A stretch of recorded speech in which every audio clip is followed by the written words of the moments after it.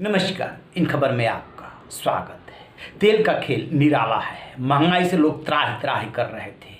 दीपावली से 2 दिन पहले मोदी सरकार ने डीजल और पेट्रोल की एक्साइज ड्यूटी घटाने का ऐलान किया। इसके बाद 16 राज्यों ने वैट भी कम कर दिए हैं, लेकिन इसको लेकर के सियासत शुरू हो गई है। कांग्रेस शासित राज्यों और जहां गठबंधन की उनकी सरकार है वहां पे अभी वैट नहीं घटाया गया है। सवाल कर रहे हैं कि मोदी सरकार किसको झुंझुना दिखा रही है। जितना उसने अपने शासनकाल में पिछले 7 साल में बढ़ाया है, पहले उसका हिसाब दे और उस हिसाब से घटाए, तब जाके हम घटाएंगे। आखिरकार ये तेल का खेल है क्या? समझिए, हम दुगने से भी ज़्यादा दर पे डीजल पेट्रोल खरीद रहे हैं अभी भी, इस कम करने के बावजूद।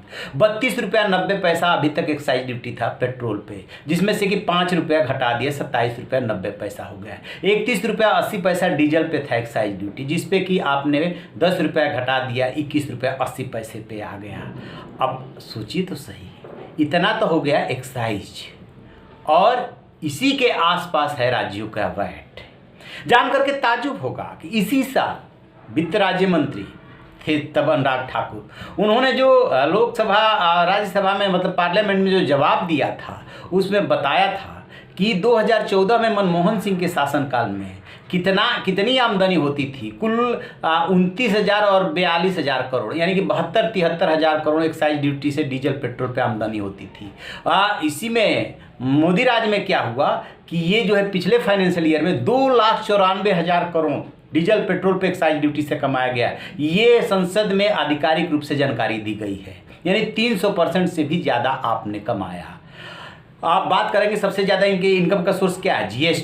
जीएसटी जितना 3 लाख करोड़ कलेक्शन करते हैं, 3.5 लाख करोड़, उतना ही लगभग जो है ये करते हैं, इससे एक्साइज ड्यूटी से कमाते हैं। जब ज़्यादा जीएसटी का कलेक्शन करते हैं तो केंद्र और राज्य में बंटवारा भी होता है, मतलब ज़्यादा से मतलब नहीं, बंटवारा होता ही है। तो इस तरीके से मोदी सरकार ने एक्साइज ड्यूटी से इस पे कमाया है। अभी इंटरनेशनल मार्केट में जो है फिर से डीजल पेट्रोल की कीमतें गिरने लगी है। 86 पर बैरल से घट करके और आ गई है 81 पे। उस हिसाब से लोगों को ट्रांसफ़र नहीं हो रहा है जो बेनिफिट होना चाहिए। लेकिन जब इंटरनेशनल मार्केट में कीमतें गिर रही थी, तब मोदी सरकार ने दबा करके 9 बार ये ड्यूटी बढ़ाई थी, और अभी तक कुल अपने शासनकाल में 2 से 3 बार इन्होंने घटाया है। यानी कि अभी भी सरकार डीजल और पेट्रोल से दबा के कमा रही है।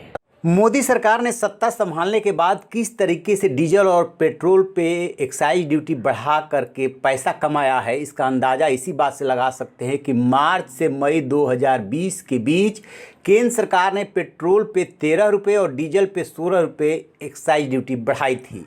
इससे पेट्रोल पे एक्साइज करीब 65% बढ़ करके 19 रुपये 98 पैसे और ये पहुंच गया कुल मिला के 32 रुपये 98 पैसे। जबकि डीजल पे करीब 79% बढ़ाए, यानी कि 15 रुपये 83 पैसे बढ़ाए, और टोटल पहुंच गया 28 रुपये 35 पैसे। बीते 6 से 7 साल में केंद्र सरकार ने एक्साइज ड्यूटी 300 से अधिक % बढ़ाई।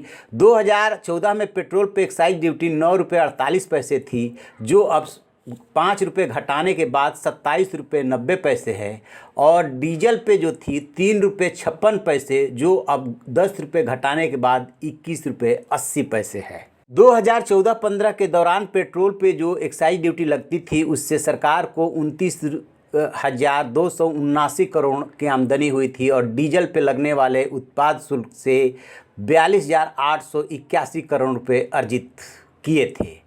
वित्त वर्ष 2020-21 के 10 महीने का जो संसद में अनुराग ठाकुर ने जवाब दिया था, जो धन अर्जन हुआ था उसको लेकर के, उसके मुताबिक 10 महीने में ही 2,94,000 करोड़ रुपए सरकार ने कमाए थे।